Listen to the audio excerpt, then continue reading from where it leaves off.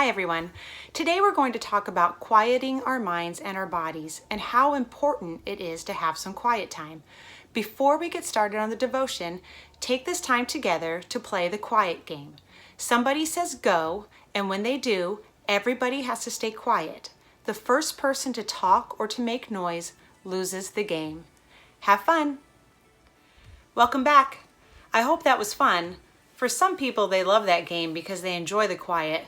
Most people do not enjoy the quiet, especially when they're sitting around with others. Before we get started on our devotion, I want you to answer these questions. As you answer the questions, pause the video and then start when you're ready for the next question. The first question is, how did you feel having to be quiet? The second question is, what did you think about while you were quiet? The third question is, did you focus on one thought more than the other and try to figure something out? The last question is, what was the hardest part about having to be quiet? Now that you've answered those questions, please open your Bibles to Luke chapter 22, verses 47 through 51, and read with me. While Jesus was still speaking, a crowd appeared, and the one called Judas, one of the 12, was leading them. He approached Jesus to kiss him. Jesus said to him, "Judas, would you betray the human one with a kiss?" When those around him recognized what was about to happen, they said, "Lord, should we fight with our swords?" One of them struck the high priest's servant, cutting off his right ear. Jesus responded, "Stop!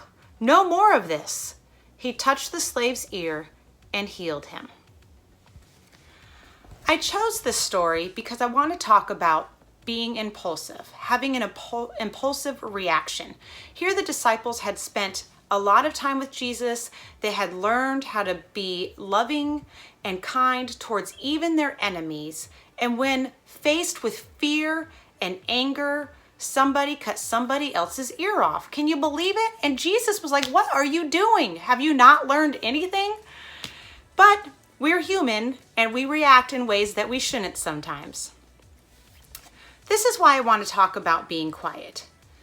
Let's think about this. When you haven't had time to be quiet or to be calm and to allow yourself to rest, and you get busy doing a lot of things and you're thinking a lot, and somebody tries to approach you and talk to you or do something, do you snap at them?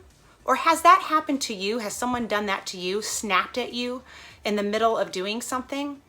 Well, that would be an impulsive reaction. A lot of times it's because our minds are racing with all these thoughts and we don't even notice it's happening. We don't even take the time to realize what we're feeling. And when we just try to keep pushing through our feelings and our thoughts, we tend to get short and impatient and snap at people.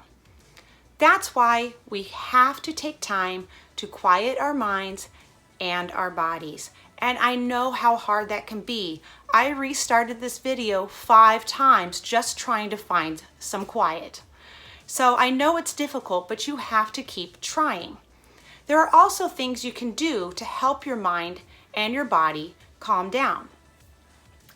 One of those things we made at church. These are glitter jars. What you do is you shake the jar and you let the glitter settle. The whole time the glitter is settling, you take the time to recognize what you're feeling and what you're thinking, but you don't stay focused on it and try to figure anything out.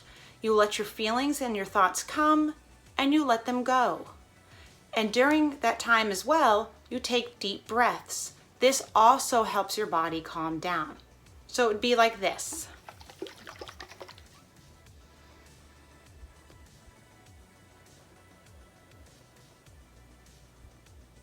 And you would do that until it completely settles. This will help you know what you're feeling and thinking. It doesn't mean you have to do anything about it, but it's important to know so that you don't let them just race and get away from you. If you don't have glitter and water at home, well, obviously you probably have some water, I hope, but most people don't have glitter in their homes because parents don't allow it. You can do oil and water in a plastic bottle, and it would be the same thing. You will shake it And then breathe and let your feelings and your thoughts come, recognize them, and let them go until the oil settles.